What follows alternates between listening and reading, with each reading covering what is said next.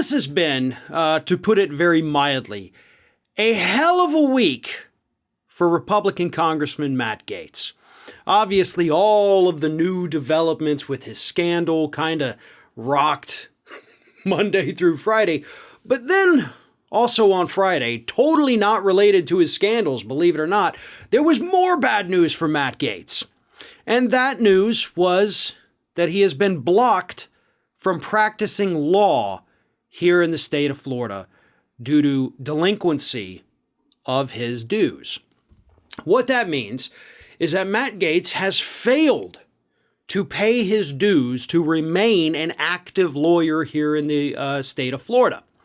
And in fact, he didn't even pay his dues to remain an inactive lawyer here in the state of Florida, so the state bar has officially blocked his legal license. Now, all he would have to do is pay the money to have it renewed for another year. Not a big deal. But this isn't the first time this has happened to Matt Gaetz, where he's failed to pay his dues. He was delinquent in 2019, so they blocked him then. He paid, got it back. 2020, delinquent then, they blocked it. He paid, he got it back. 2021, didn't pay, blocked. But his campaign says they're probably going to leave it. He's moved on to other things, they say. And, doesn't really care about practicing law because they say, look, he's not representing clients in court. He is representing constituents in Congress. He's out there fighting for us. And to that I say, what the hell has Matt Gaetz done in Congress? I mean, literally, without looking it up, can anybody tell me anything Matt Gaetz has done while serving as a United States congressman to benefit literally anyone, especially his constituents down here in Florida's 1st Congressional District? The guy has done nothing.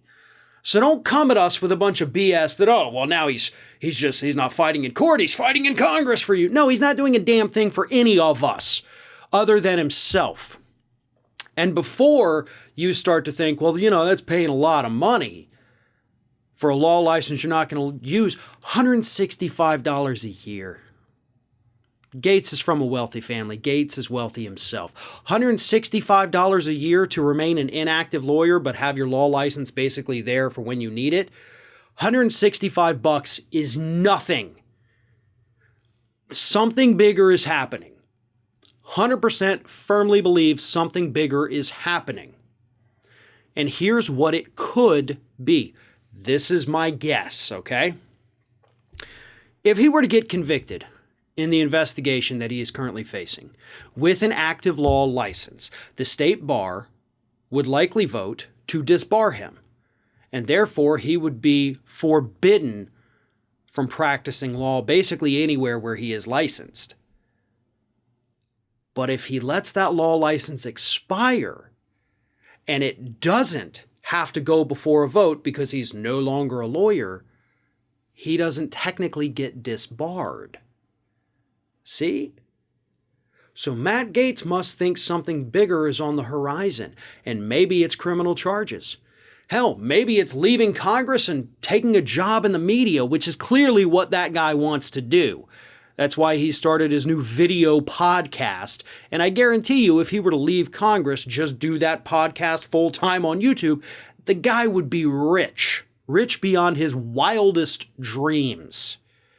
And he'd also be famous among the conservative circles, which is what he wants. So that could also be the explanation. Maybe he's not afraid of going to jail and being disbarred. Maybe he's just like, screw it. I don't need to be a lawyer.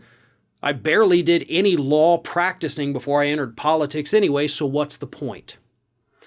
Well, the point is, it's very unusual for even retired lawyers to not keep that license renewed, at least inactive at $165 a year.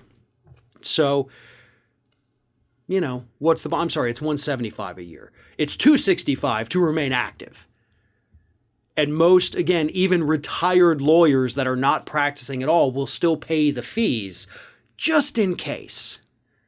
But Matt Gaetz seems to be cutting those ties permanently. And to me, that suggests that he's got other plans in mind. They could be good or they could be bad. But he knows he's not going to be using that legal license ever again.